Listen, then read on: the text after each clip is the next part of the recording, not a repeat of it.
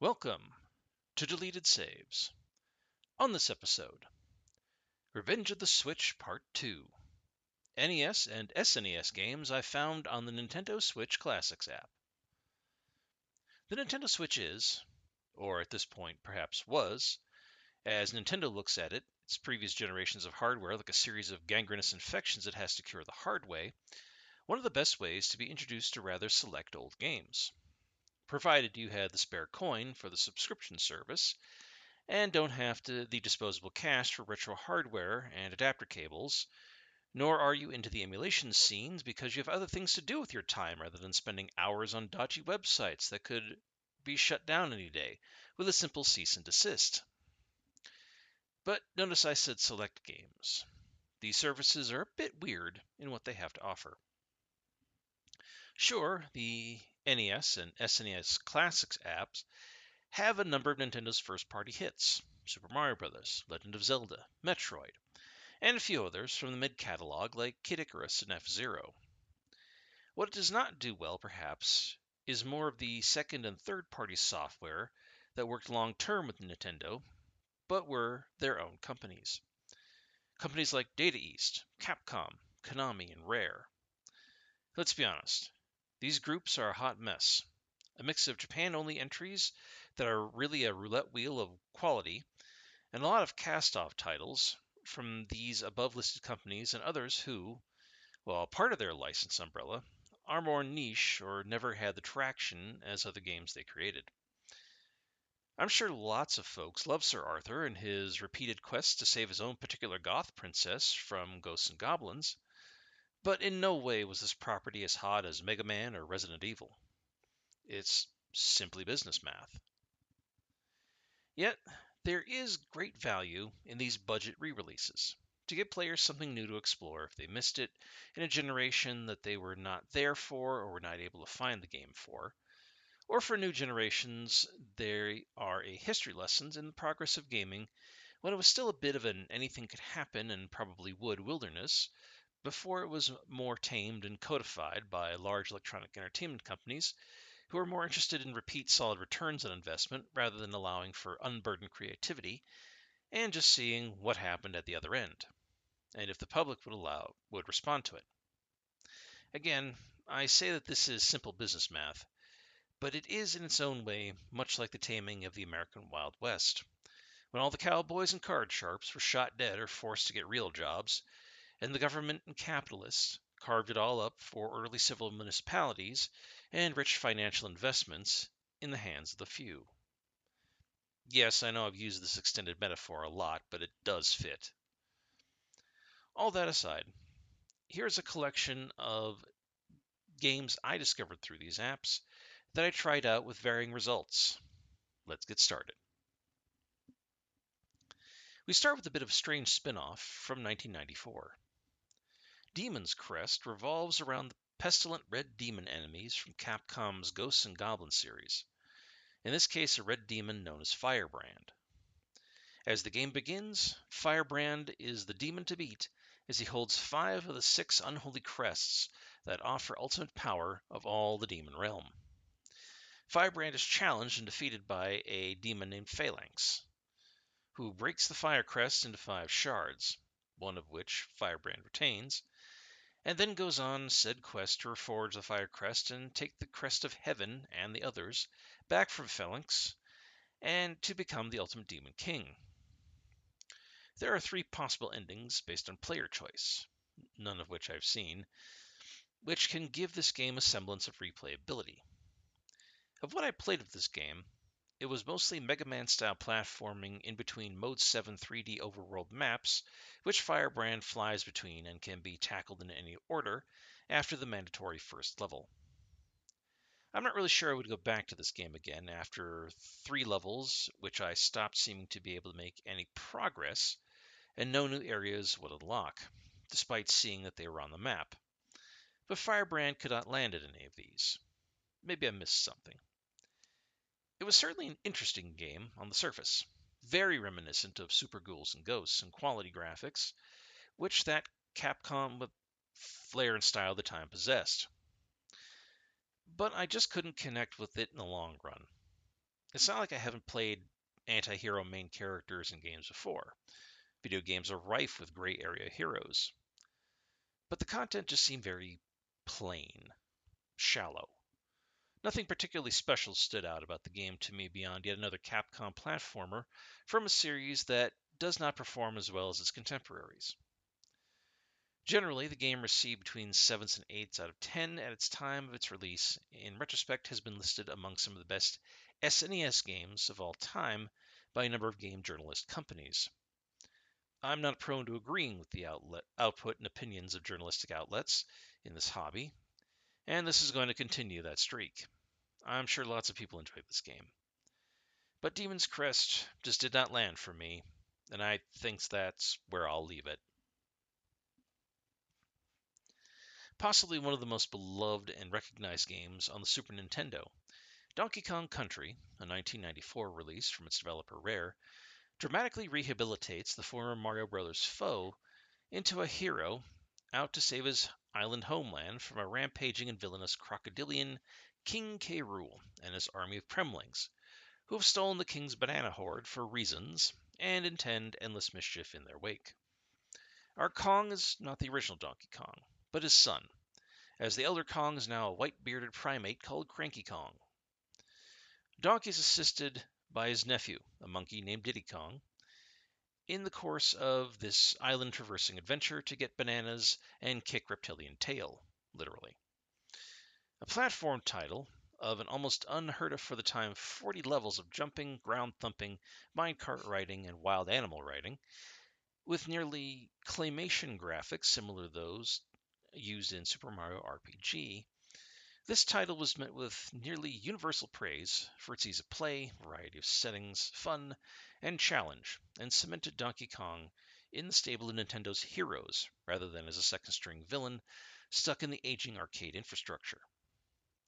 I was never really interested in this title when it first released, but I came around to the game after watching my wife replay it with an abundant enthusiasm over the course of 3 days, start to finish. I tried my hand at it, and I'm still very bad at platformers, and Donkey Kong Country is no different there. But this title is truly something special. Not in a way I can exactly put my finger on, which I think has led to a lot of interpretation about why this title is a classic and why so many players feel that it had something special that separated it from so many others of its ilk, and has led to its staying power and the host of sequels it has received, each building upon the strengths of the initial game.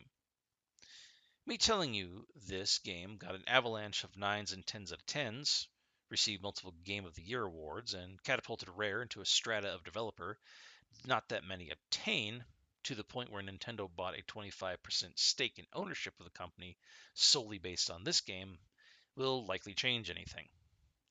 Likely by now you already know all about that and you have your own opinions on the strengths of this title. It is a classic for a reason after all, but not really one I want to play. However, it does fall into the category of one of those games I will happily watch others play, like fighting games or certain type of Let's Plays. Like I said, the joy my wife gets from this title in play, listening to the soundtrack, and listening to her reminisce around the time in her life when she was playing this for the first time is of more value to me than anything I could get out of continuing to try and play the game myself, which would, I feel, more spoil the experience than anything. I guess I can thank Rare for that then, putting in hundreds of man hours and late nights just to make a title that made my wife happy. I'll call that a good enough to qualify Donkey Kong Country as a classic on that fact alone. Well, here is one that came out of nowhere.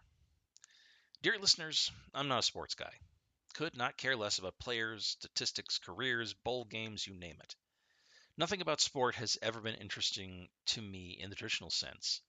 And a lot of US based sports tending to be the only way out of generational poverty for black and brown Americans, and looking an awful lot like the plantation system operating prior to the Civil War, has not endeared sports to me any further.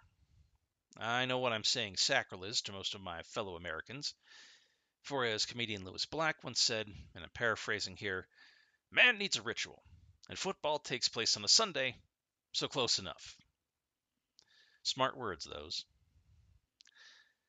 But competitive sports is deeply boring to me, maybe because I'm not a competitive person by nature. Also a type of sacrilege in our modern greed is good way of life.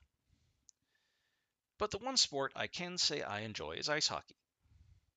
It was the only sport my dad and I could agree on, and maybe it was a bit of a bonding experience between two men who had nothing in common and never did even until his dying day. I have my favorite teams, but I don't follow sports closely, only to a aw shucks when neither of them gets to the Stanley Cup or even has a postseason, but that's about it. So when I tried out 1988's ice hockey for the SNES Switch Classic shop, it was a fun hit of translating the sport to digital form. Yes, I know the massive black hole that EA has had an officially licensed NHL game going for decades, like they do with football and FIFA soccer. But that game never held my interest, being more like Dungeons and Dragons for sports nerds than anything I would like. But this simple NES title, put together by Nintendo R&D 4 and PAX Sofnica, featured no names, no need to collect a new title every year after team trades and rising stars. Just vague countries, similar to an Olympic playoff in simple two-button pattern to steal the puck, score on the computer opponent, a tougher prospect than the game lets on, I will tell you. That was all I needed to have fun with this title. I don't need fancy graphics or having Mario Lemieux or Wayne Gretzky being digitized on a wireframe paper doll to say I played them to enjoy the simple yet fun experience. Was it because I have a certain amount of personal nostalgia for a sport that is becoming increasingly MAGA coded? Again, I'm not blind to its cultural faults, much like the other major sports leagues in the US. That drove me to give it a try and lose a few hours in it? Maybe. Ice hockey has been ranked among the top 100 to 200 NES games of all time, and its lead developer, Hideki Kano, went on to produce titles like Super Mario Kart and Luigi's Mansion, both stellar titles in their own rights. But that's not the thing. It was simple, unadorned in its play or look, yet was possessed of a charm little seen in the current day. And if it can get me, an indifferent sports participant, off the bench and into the game, well, then I'm sorry to say, EI, it may be in the game, just not in the games you produce. Released in 1990, late in the life of the NES, Crystallis is an action RPG on a console not exactly known for RPGs, outside of games like the first Final Fantasy or the first Dragon Warrior here in the States. It was one of those games I heard about for years but never encountered in the wild. And given what this game is, I likely would have ignored it as a child before RPGs become one of my favorite genres. This is a post-apocalyptic title, taking place in 2097, 100 years after the last war of global thermonuclear devastation that reduced humanity to a primitive state. And our unnamed amnesiac hero wakes up from cryogenic sleep to find himself in a medieval equivalent world overrun with mutants and a sort of magic. Four wise sages will guide the hero to dealing with an empire of pure humans locked in a tower to prevent them from experiencing further destruction like their ancestors experienced in the past, but who plan to conquer the world in its current state of existence. This is a top-down perspective game in the towns and the world, similar to the previously mentioned Dragon Warrior title. But the battles are in real time, more akin to the first Legend of Zelda, rather than something like what happens randomly in a separate window. I did not get that far in this game, not much beyond clearing the first major dungeon and obtaining the first of four elemental swords. But I can see the potential developer SNK was aiming to achieve. This is a unique science fantasy blend title in a field of black and white, fantasy or science fiction, one or the other options, each hidden away in their own corners. Unusual monsters, a setting based on a real world crushed by a global war instead of some far off imagined place of castles and crusades, Science disguises magic. Crystallis has a lot going for it compared to its contemporaries, and I feel it should have been far more recognized than it is among early NES role-playing games. It was praised for its advanced graphics and soundtrack in its time, but only received 6s and 7s out of 10s on the NES. Not a bad score, but not the best either. A Game Boy Color re-release received better scores, but by then the damage was done. Crystallis seems to have been something of a forgotten title. Maybe not to you, dear listener, who is someone with deep knowledge of the gaming sphere, but to the average gamer or player, there is so little known about this title that there is no way it can stand out against such industry titans. And it's an RPG, a genre that was never really that popular until recent years, but still pales in comparison to shooters and sports games. Yet Crystallis has remained in my thoughts since I played it on the NES Classic Collection. As I said, there is just so much potential, even though the first dungeon did feel a bit samey after a bit. I'll return to Crystallis eventually, just not right now. There are more prescient titles I'm pursuing at the moment. But if you're looking for something different and can get a hold of this title, give Crystallis a try. It will definitely show you a unique side of action RPGs on the NES. 1986 would see an NES port of a Namco-developed arcade title called Xevious, a vertical shooter similar to games like 1942 or Gradius, but with more of a sci-fi Vietnam War bombing run tone, which, considering that's what the game was originally supposed to be early in its development, then I suppose it hits the mark. The gameplay is pretty simple. You pilot the starship Solavu. You take on the forces of the Zevian Empire in stage-by-stage air battle, zapping enemies with your laser or bombing ground targets. There's nothing in the way of upgrades, and the combat is a bit slow and sluggish, but it was still an arcade hit that was ported over to many home consoles, of which the NES was one. Now, full disclosure, I had a copy of this game on my NES console, but it was the rare game my dad played far more than I did. Like with our copy of Tetris, there were nights my dad would be sat on my bedroom floor playing this in the dark after I'd gone to bed, with my mom standing in the doorway of my room, stomping her foot, demanding he stop and get out of my room so I could get and stay asleep. Yeah, I had a weird childhood in many ways. Anyhow, I kind of forgot this game existed until I saw it on the NES Classics app, so I tried it out again for old time's sake. It's still possessed of a silvery gray color palette used for both your ship and the enemy ships, and the ground tiles are still a sickly fluorescent green, making the game look like a pattern recognition IQ test made out of construction site barriers and warning lights. Xevious is very much of its time sort of a game. An arcade shooter forced to fit on the confines and hardware limits of a less powerful home console, with a premise so simple literally anyone could adapt to it. It's not a great game, but it is certainly one of the games of all time, and has been referred to by ancient and archaic games press outlets as the quote-unquote father of vertically scrolling shooters. So there is that if pompous declarative statements like that hold any weight with you. Other than that, yeah, it's an okay game. Not really something I'm looking for anymore. But if this is a retro title that has slipped past you and your notice, and you'd like anything even remotely that smells of a military or sci-fi scrolling shooter, then this one is definitely for you. Last on this list is one of the more out there titles I have played in recent years. 1992's Nightshade, or more properly titled Nightshade Part 1, The Claws of Sutek, that's a hard name, is an action-adventure title where you play as the dumbest detective superhero this side of an actual parody in a point-and-click adventure on home consoles. Our hero, Nightshade, dressed in brown trench coat, 1940s fedora, and sunglasses, takes it upon himself to defend his city after his hometown real superhero named Vortex is killed by gangs and crime spirals out of control.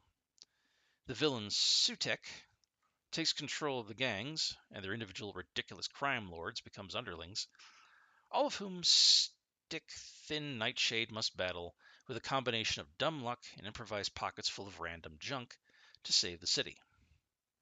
The game even starts with a timed event where Nightshade is strapped to a chair with a bomb about to go off, and you have mere moments to pixel hunt across the screen to wiggle out of this with the tried and true point-and-click moon logic developer thinking. Developer Beam Software got lambasted for this title for controls being unintuitive and unable to be customized, and the game's overly complicated yet shallow story, and overly simple graphics that could become muddy. Sequels were planned for Nightshade, but as you can guess, none were ever produced, and reviews at the time reflect a poorly received title. I cannot say how actually far I got in this game. I wandered around quite a lot and did defeat two of the city's crime lords before I became completely stuck and lost track of what was going on. Why I had pockets full of ladders, candles, lipstick-smeared rags, and tools, and Nightshade suddenly reminded me of a poor knockoff title trying to ape Sierra Games titles like King's Quest or Police Quest. I would not recommend Nightshade to anyone other than hardcore point-and-click pixel hunters for whom retro-style titles like this are their jam, or for players who are so bored with the current era of regurgitated, wallpaper-paste derivative, safe, and guaranteed success games that we are drowning in, that they just need to try something out of the ordinary to break the cycle of whatever we're stuck with, that games like Nightshade seem novel. Kind of like how I stumbled upon it. Otherwise, Nightshade is as poisonous as the flower it is named after, and not something I plan to return to again. And that, dear listeners, was 6 games brought into my home by the NES and SNES Classics Collection on the Nintendo Switch. A few winners among a whole lot of questionable choices. The real benefit of collections like these are not that the games need to be good, but that these are experiences players may not have otherwise had. And seen in that light, then every game on this list is a winner in its own way. Stay tuned for part 3, where I look briefly at some titles brought to us by the Game Boy and N64 Classics Collection. And as always, thank you for listening.